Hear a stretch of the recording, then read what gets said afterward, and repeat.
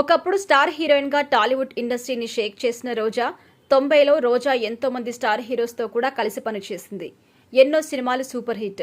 ఇక పెళ్లి తర్వాత కాస్త సైలెంట్ అయిన రోజా తర్వాత రాజకీయాల్లోకి వచ్చింది. వైసీపీలోకి వచ్చాక ఆమె కొన్నాళ్లు ఎమ్మెల్యేగా చేసింది. ఆ సమయంలో టీవీ షోస్ లో చేస్తూ జడ్జిగా ఉంది. ముఖ్యంగా జబర్దస్త్ కామెడీ షోకి 10 ఏళ్లకు పైగా జడ్జిగా కొనసాగింది రోజా. నాగబాబు రోజాలు జడ్జెస్ గా ఉన్న సమయంలో రేటింగ్ బాగా వచ్చింది. ఇక నాగబాబు వెళ్లిపోయాక కూడా రోజా చాలా కాలం పాటు జడ్జిగా చేసింది. అయితే వైసీపీ ప్రభుత్వంలో మినిస్టర్గా ప్రమోషన్ రావడంతో రూల్స్ ప్రకారం జబర్దస్త్ని వీడాల్సి వచ్చింది. అయితే మినిస్టర్గా ఉన్నన్ని రోజులు రోజా ఇండస్ట్రీ వైపు చూసింది లేదు.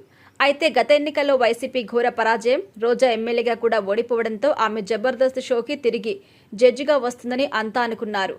ఇటు తమిళ్, తెలుగులో కూడా రోజా ఛాన్సుల కోసం చూసిందట.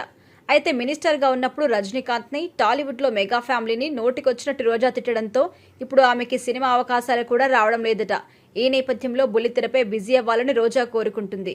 ఇదే క్రమంలో రోజా జీ తెలుగులో ఒక షోకి జడ్జిగా చేసే అవకాశం దక్కింది. ఇటీవల Roja Zee Telugu super serial championship season 4కి ఒక ఎపిసోడ్కి గెస్ట్గా వచ్చి అలరించింది. ఇప్పుడు రోజా ఫుల్ లెంత్ బుల్లితెర రీఎంట్రీ ఇచ్చేసింది. జీ తెలుగులో డ్రామా జూనియర్స్ కొత్త సీజన్ మొదలు కాగా ప్రోమో రిలీజ్ అయింది.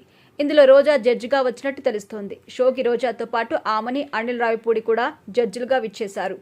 అయితే రోజా మాత్రం సీజన్ మొత్తం కనిపిస్తారని, మిగతా వారు కొన్ని ఎపిసోడ్స్కి మాత్రమే మారతారని తెలుస్తోంది. ప్రోమోలో రోజా, ఆమని ఇద్దరు జగపతి బాబుతో కలిసి డాన్స్ వేసి అలరించారు.